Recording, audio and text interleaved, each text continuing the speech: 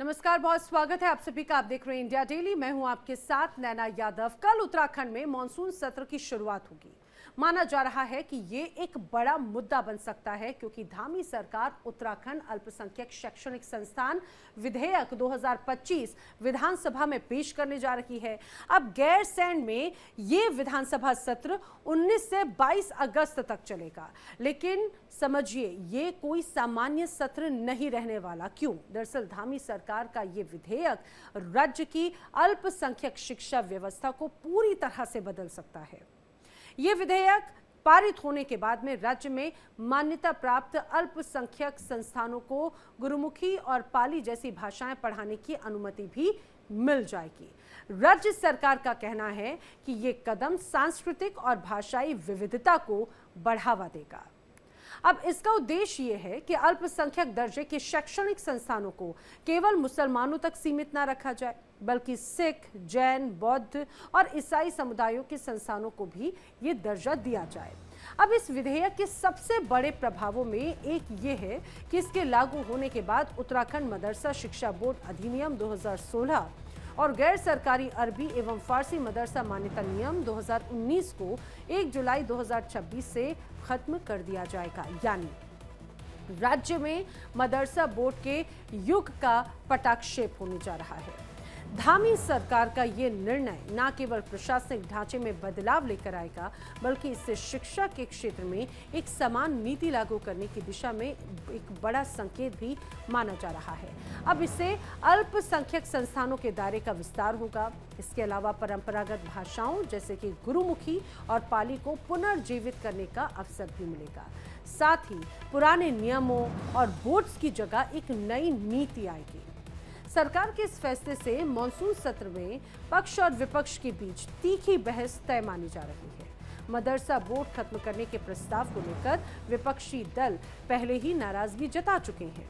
गैरसैंण की शांतवादियों में जब विधानसभा गूंजेगी तो शिक्षा और अल्पसंख्यकों के अधिकारों को लेकर जोरदार टकराव भी साफ तौर से देखने को मिलेगा, ये कहा जा सकता है। हम पारदर्शिता लाना चाहते हैं, सभी को शिक्षा मिले। अल्पसंख्यक समुदाय में हमारे सिख, जैन, अरबी, फारसी, बौद्ध सभी लोग जो है अल्पसंख्यक के अंतर्गत आते हैं। उनके संस्थान खुलने चाहिए, उनको भी शिक्षा का अधिकार है। इसको हमने थोड़ा विस्तार दिया है और पारदर्शिता है। पिछले दिनों आपने देखा होगा बहुत सारे ऐसे अवैध रूप से चलने वाले मदरसे के प्रकरण भी सामने आए हैं और बच्चों को एक अच्छी क्वालिटी एजुकेशन मिले, अच्छी एजुकेशन मिले और शिक्षा सभी का अधिकार है। जैसे जनधन, उज्ज्वला योजना, प्रधानमंत्री आवास योजना, आयुष्मान भारत योजना, आदरणीय प्रधानमंत्री जी ने सभी के लिए, देश के अंदर रहने वाले सभी लोगों के लिए ये योजना देश को समर्पित की। उसी प्रकार से हमारा ये अल्पसंख्यक सुधार के क्षेत्र में ये विधेयक भी हमारा काम करेगा। कि सोच बदलो ना, समझ बदलो। ये भाजपा ये तो खूब मंडू सोच के लोग हैं। मदरसा शब्द उर्दू का शब्द है। उर्दू गंगा जमुनी संस्कृति की पैदाइश है और मदरसों का अपना इतिहास है। देश के स्वतंत्रता संग्राम के साथ जुड़ा हुआ इतिहास है मदरसों का। आप एक समुदाय अपने एक राज्य के कानून के तहत अपनी शिक्षा को आगे बढ़ाने में सहयोग देना चाह रहा है, तो आप उसे इनकार क्यों? आपको क्यों परहेज है? आपको उर्दू शब्द से क्यों परहेज? अब ऐसे में सवाल खड़े होते हैं, क्या धामी सरकार मदरसा बंद करने की तैयारी में है? मदरसे के बहाने क्या ध्रुवीकरण की सियासत हो रही है? सवाल साथ ही अब ये भी खड़ा होता है कि आधुनिक शिक्षा से कट्टरपंथियों को आखिर किस बात का डर है? ये वो सवाल हैं जिनके जवाब तलाशने की कोशिश करेंगे हम, क्योंकि उत्तराखंड में अब जब सत्र शुरू होने वाला है उसके शुरुआत से पहले ही काफ़ी हलचल नज़र आने वाली है और इसीलिए कहा जा रहा है कि उत्तराखंड का ये जो मानसून सत्र है काफ़ी हंगामेदार रह सकता है। हमारे साथ में जो खास मेहमानों का पैनल है, आइए जल्दी से आपको उनसे मिलवा देते हैं। हाजी नाजिम अली हमारे साथ में जुड़ रहे हैं, इस्लामिक स्कॉलर हैं हमारे साथ में। शमून कासमी जी भी हमारे साथ जल्दी जुड़ने वाले हैं, उत्तराखंड मदरसा बोर्ड के चेयरमैन हैं। स्वामी दिव्यानंद जी हिंदू धर्म गुरु हमारे साथ में जुड़ चुके हैं। संजीव कौशिक जी हमारे साथ में जुड़ चुके हैं राजनीतिक विश्लेषक के तौर पर। आप सभी मेहमानों का बहुत बहुत स्वागत है। इस पूरी चर्चा की शुरुआत सबसे पहले हाजी नाजिम अली जी आप ही से करने जा रही हूँ। ज़रा समझाइए कि आखिर ये अगर शिक्षा नीति में एक तरह से सुधार को लेकर कदम बढ़ाए जाने की बात धामी सरकार की तरफ से कही जा रही है, लेकिन कुछ ये कहा जाए लागू हो या विधेयक पेश हो उसके पहले से ही काफ़ी हंगामे की तस्वीर अभी से नजर आती है। आखिर क्या वजह है हंगामे की? हाँ नैना जी, मेरी आवाज अब तक आ रही है? जी बिल्कुल स्पष्ट आ रही है, बताइए। हाँ नैना जी, देखिए जिस तरीके से उत्तराखंड के अंदर हमेशा आए दिन आप देखते होंगे कि कभी तो दरगाहों को टारगेट किया जाता है, कभी मस्जिदों को टारगेट किया जाता है, कभी मदरसों को टारगेट किया जाता है। ये तो देखिए उत्तराखंड के अंदर एक शगुफ्ता सा ऐसा लगा है, मान के चलिए कि और कुछ काम नहीं है, सिर्फ और सिर्फ मदरसे, मस्जिद, दरगाह, सिर्फ और सिर्फ यही चीजें रह गई हैं। अब ये मदरसे के अंदर जो आधुनिक एजुकेशन की बात करते हैं तो भाई मदरसे के अंदर सारी चीजें के तालीम हासिल होती है। मदरसे के अंदर कोई ऐसा नहीं है जो आप ये कह रहे कि यहाँ पे पारसी बौद्ध ये सब चीज। भाई ये बता दीजिए आप, कुरान शरीफ जो दीनी तालीम यहाँ पर दी जाती है, वहां अगर पारसी लोग होंगे या बुद्ध समाज से होंगे, अगर वो भी अगर वहां पर रहेंगे, अगर वो भी एजुकेशन प्राप्त करेंगे तो क्या उनको भी कुरान पढ़ाया जाएगा? या पारसी या बौद्ध धर्म वाले जो है या और अन्य धर्म वाले जो लोग हैं जिनके बारे में कहा जा रहा है अल्पसंख्यक में कि वो भी एजुकेशन में जुड़ेंगे? तो नैना जी मुझे ऐसा लगता है कहीं ना कहीं हमारे मदरसों को यहाँ पर टारगेट किया जा रहा है। ये मदरसों को इसलिए बंद करना चाहते हैं कि भी यहाँ पर कोई भी मुसलमान यहाँ पर तालीम हासिल ना करना है। और ये वही मदरसे जहाँ से भारत के पूर्व राष्ट्रपति डॉक्टर राजेंद्र प्रसाद जी ने मदरसे से तालीम याफ्ता हुए थे। ये वही मदरसे हैं जहाँ से आपको पता होगा राजा राम। लेकिन हाजी नाजिम अली जी, बात तो ये भी कही जा रही है कि ऐसे मदरसे जो अवैध तरीके से संचालित किए जा रहे थे उन पर एक्शन होगा, उनको बंद किया जाएगा। हाँ देखिए, अभी यहाँ पर दो बात होगी मैडम जी। एक तो अवैध तरीके से चलने वाले हैं उनको बंद करा जाएगा, दूसरा यहाँ पर ये मदरसों के अंदर यहाँ पर ये जो आधुनिक एजुकेशन की बात करी जा रही है अल्पसंख्यक को लेकर, जिसमें पारसी बौद्ध और अन्य धर्म के लोग आते हैं, उनके बारे में बातें करी जा रही है। यहाँ दो तरफा बातें होगी है। इसका मतलब यह है कि अवैध के नाम पर जो वैध मदरसे हैं उनको आप बंद करने की तैयारी पे है। आप नहीं चाहते कि भारत के अंदर या उत्तराखंड के अंदर मुस्लिम समाज अपने दीनी तालीम में हासिल करे। देखिए भारत का मुसलमान और उत्तराखंड का मुसलमान देखिए दीनी तालीम भी हासिल करेगा, दुनिया की तालीम भी हासिल करेगा, अपने मजहब को भी बरकरार रखेगा और देश के अर्थव्यवस्था को मजबूत करने के लिए, देश की बागडोर के मजबूत रहे, देश की अर्थव्यवस्था पूरी तरीके से मजबूत रहे, तो उसके साथ कंधे से कंधा मिला कर भी खड़ा रहेगा। लेकिन अगर यहाँ पर हमारे मदरसों की बात जाएगी, उनको बंद करने की बात करें, अब मैं पूछना चाहता हूँ कितने आपने सरकारी स्कूल खोले, कितने बच्चों को आपने एजुकेशन दिए, कितने आपने सरकारी नौकरी दिए, कितने अल्पसंख्यकों को, ये भी एक आंकड़ा सार्वजनिक होना चाहिए। लेकिन यहाँ पर तो सिर्फ यहाँ तो सिर्फ से क्या होता है नैना जी, नेमी के नाम पर यहाँ पर एक समुदाय को टारगेट किया जाता है, मदरसों के नाम पर मदरसे तोड़ दिए जाते हैं, दरगाहें तोड़ दिए जाते हैं, मस्जिदों को निशाना बनाया जाता है। अब ये कब तक चलेगा? भाई ये भारत है, भारत के अंदर अगर आप इस तरीके का माहौल बनाओगे तो ये सही नहीं है। ठीक है, हमारे साथ में कुछ और खास मेहमान भी जुड़ चुके हैं। राघव अवस्थी जी हैं, एडवोकेट हैं हमारे साथ में। और राघव अवस्थी जी, आपसे ज़रा समझने की कोशिश कर रही हूँ, स्वागत है आपका इस चर्चा में। भाई हमारे साथ में जिस तरह से हाजी नाजिम अली मुस्लिम स्कॉलर हैं, वो कह रहे हैं कि टारगेट करते हुए मदरसों को चिन्हित किया जा रहा है और ये एक तरह से एक अलग तरह से ध्रुवीकरण की राजनीति को प्रदर्शित करती है इस तरह के कानून या फिर इस तरह से एक्शन। नहीं, जहां तक मदरसों का प्रश्न है, मैं तो बस इतना कहना चाहूंगा कि नाजिम अली साहब ने बहुत अच्छी बात कही कि बहुत सारे लोग थे राजेंद्र प्रसाद जैसे या राजा राम मोहन रॉय जैसे, जिनकी तरबियत जो है मदरसों में हुई। लेकिन क्या आज वो स्थिति है, ये हमें देखना पड़ेगा। और क्या आज वही जमाना है जो उस समय था? आज के जमाने में स्थिति यह है कि इन मदरसों के चलते बहुत सारे जो गरीब परिवारों के लोग हैं, वो उनके बच्चे जो है वो शिक्षा की मुख्य धारा से बाहर निकले जा रहे हैं। और क्योंकि वो शिक्षा की मुख्य धारा से बाहर निकले जा रहे हैं, तो बहुत ही आवश्यक है कि जो मदरसे हैं उनपे एक तरीके का जो रेगुलेशन हो, जिसके चलते जो है वहां के बच्चे अच्छी तालीम प्राप्त कर सके। जैसे कोई स्कूल होता है वो सीबीएसई बोर्ड से एफिलिएटेड होता है या आईसीएसई बोर्ड से एफिलिएटेड होता है, या आजकल तो इंटरनेशनल बैकलॉरिएट और सीनियर कैम्ब्रिज और ये सारे कोर्सेज भी चलते रहते हैं।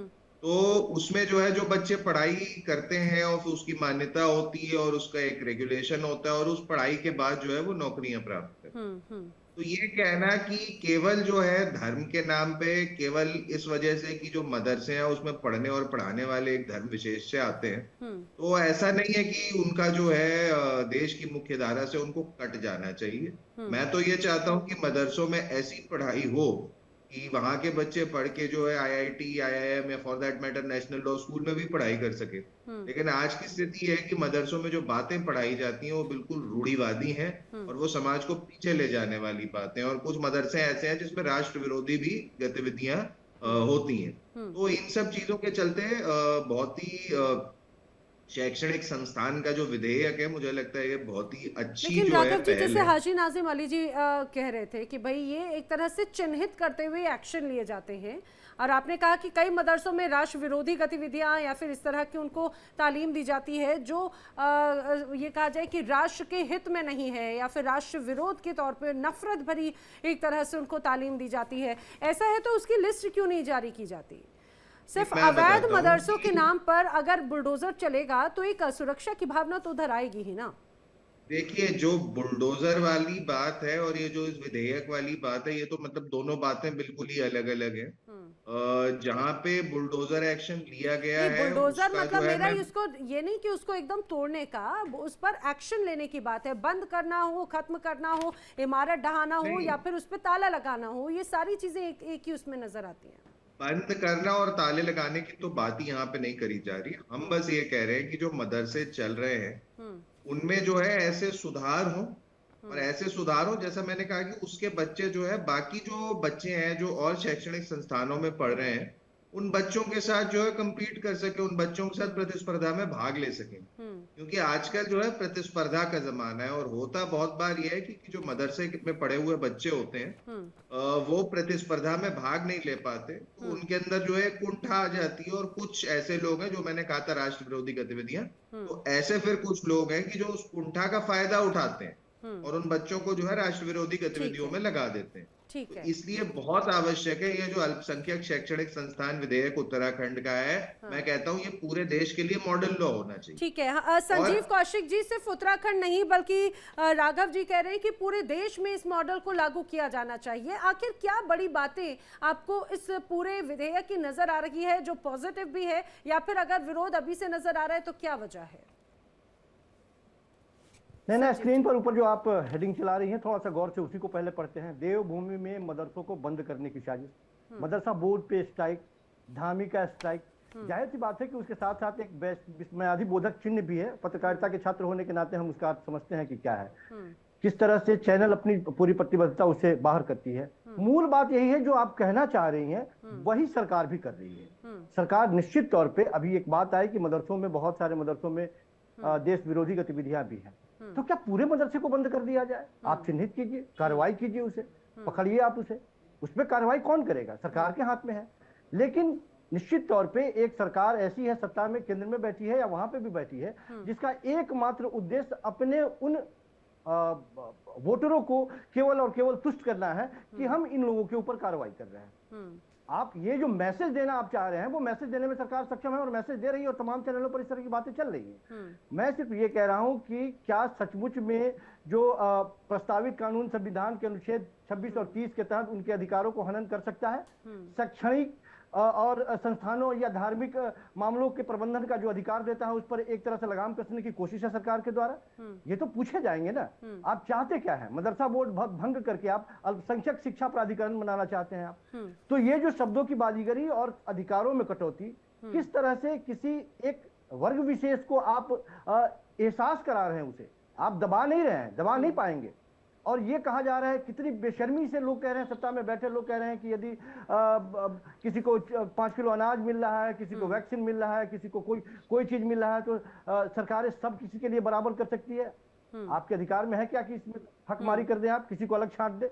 संविधान में है क्या ये कौन सी सामान्य बात है? इससे पहले की सरकारों ने सबको दिया है, नहीं, लेकिन संजीव जी, और ये कहा जा रहा है कि भाई अब इस विधेयक के तहत ये भी हो रहा है कि अब ऐसे जो मान्यता प्राप्त अल्पसंख्यक संस्थान हैं उनमें कुछ और नई चीजों को ऐड ऑन किया जाएगा। ऐसा नहीं कि हर जगह पे सिर्फ खत्म हो जाएगा, नई चीजों को ऐड ऑन किया जाएगा। गुरुमुखी, पाली जैसी भाषाओं को पढ़ाने की अनुमति देने की भी बात इस दौरान कही जा रही है।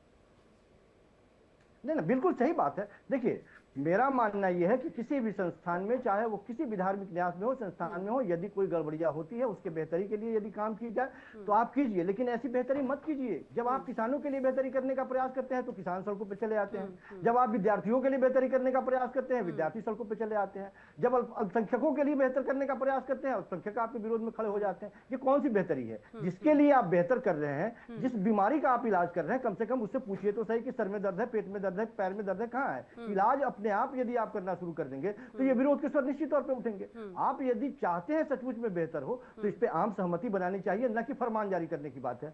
आप फरमान जारी कर रहे हैं और एक मैसेज दे रहे हैं, और जो आप हेडिंग चला रही हैं वो निश्चित तौर पे वो लोगों के जहन में ये बात समझ में आ रही है कि मजहबी तालीम पर धामी का स्ट्राइक है ये। तो ये मैसेज जो देने का प्रयास किया जा रहा है वो मैसेज जा रहा है, और ये बेहद खतरनाक है। इस तरह की राजनीति से सत्ता में तो आप बने रहेंगे। लेकिन मैं चाहूंगी स्वामी दिव्यानंद जी से मैं ये सवाल करूं। स्वामी दिव्यानंद जी, जो बात संजीव जी कह रहे हैं, एक तरह से इसको अगर हम ऐसे समझें कि ये जो पूरा विधेयक या फिर ये जो बिल पास करने की बात हो रही है, उससे उसी शिक्षा नीति को सिर्फ एक मजहब तक, सिर्फ मदरसे तक नहीं, बल्कि उसमें ये भी कहा जा रहा है कि भाई उसको और भी ज्यादा विस्तारित किया जाए।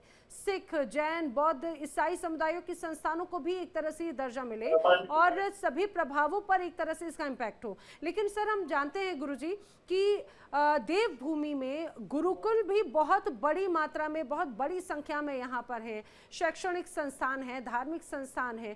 तो ये शिक्षा नीति अगर सिर्फ अल्पसंख्यक बोर्ड के लिहाज से अगर देखा जा रहा है तो उस पर तो आपत्ति होगी उन्हें, इसीलिए कहा जा रहा है कि सीधे उन पर स्ट्राइक है।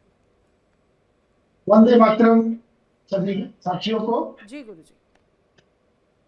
देखिए, मुझे लग रहा है कि बातें बिल्कुल अलग दिशा पे जा रही है। हम अपनी दाढ़ी में तिनका क्यों ढूंढ रहे हैं?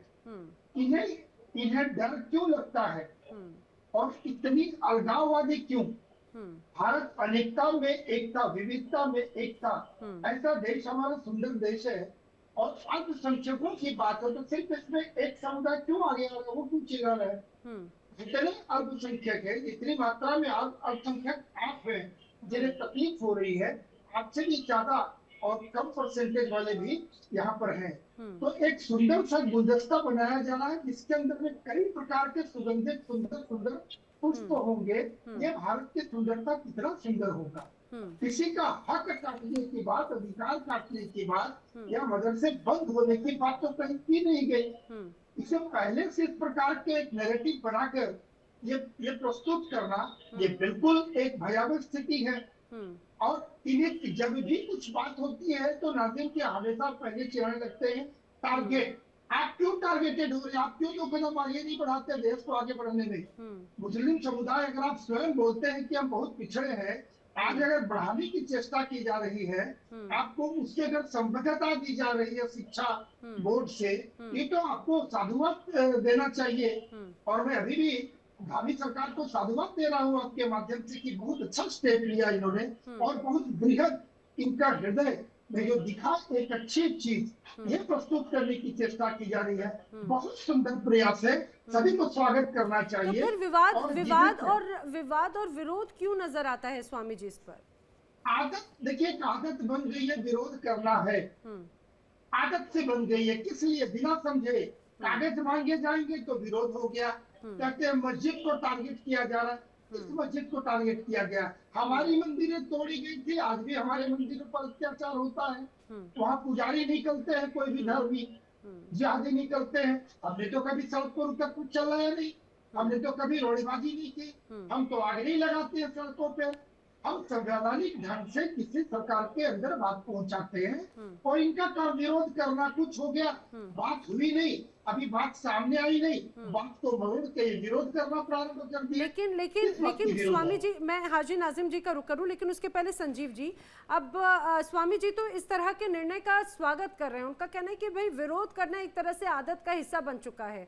अब एक तरफ ये भी दावा किया जा रहा है कि ये जो शिक्षा नीति है, अगर इसको इस विधेयक को पास किया जाता है तो ये एक समान शिक्षा नीति लागू करने की दिशा में बड़ा कदम होगा और आने वाले वक्त में इसमें इसके सकारात्मक परिणाम सामने आएंगे। तो फिर विरोध किस बात का? अभी तो लागू ही नहीं हुआ है। गुरुजी भी यही बात ना स्वामी जी तो खुलेआम ये नैना स्वामी जी तो ये खुलेआम ये बात कह रहे हैं कि हमारे मंदिरों को तोड़ा गया, किससे तोड़ा, कैसे तोड़ा, पूजा करने की स्थिति नहीं है। तो स्वामी जी के स्वागत का तो अब कोई नहीं, स्वागत करने का तो कोई गुंजाइश ही नहीं है। वो तो खुलेआम कह रहे हैं ना। अब इसमें बाकी क्या बचा? जो बात हम कह रहे थे वही बात तो स्वामी जी उस पर पुष्टि कर रहे हैं कि इन लोगों ने बहुत समय तक ऐसा किया है, तो इनके दाढ़ी में अब तिनका है, वो तिनका फंसा हुआ है, इसलिए डरे हुए हैं, सहमे हुए हैं। तो टारगेट तो स्वामी जी भी क्लियर बता दिए कि टारगेट है ये। मैं यही कह रहा हूं कि ये टारगेटेड काम मत कीजिए, देश को मत बांटिए। एक तरफ तो स्वामी जी कह रहे हैं कि गुलदस्ता आपको दिखाई दे रहा है, ये हिंदू, सिख, जैन या बाकी अल्पसंख्यकों का, इन सबों की याद कब आती है? सारे गुच्छे तब याद आते हैं, हिंदुत्व की भी बात तब याद आती है जब राजनीतिक की कोशिश होती है। ये सारे अम्ब्रेला उस समय छतरी के नीचे आते हैं, सारे हिंदुत्व के राग तब खुलते हैं। तो देखिए, एकदम स्पष्ट संदेश है और वो संदेश लोगों तक पहुंच गया है। स्वामी जी भी वही बात कह रहे हैं कि ये अब ये इतना बिलबिला क्यों रहे हैं, इतना परेशान क्यों हो रहे हैं, जब उनके बेहतरी का काम हो। मैं सिर्फ ये कह रहा हूं कि कहीं भी अनियमितता हो, कहीं भी गलत हो, कहीं भी देशद्रोही काम हो, यदि ऐसा है, सरकार के संज्ञान में है, तो निश्चित तौर पर उस पर स्ट्राइक करने की जरूरत है। आप धर्म विशेष पर स्ट्राइक करने की कोशिश कर रहे हैं। जो दिख रहा है वो साफ मैसेज जा रहा है और इस तरह की राजनीति से बाकी सारे लोग खुश हैं।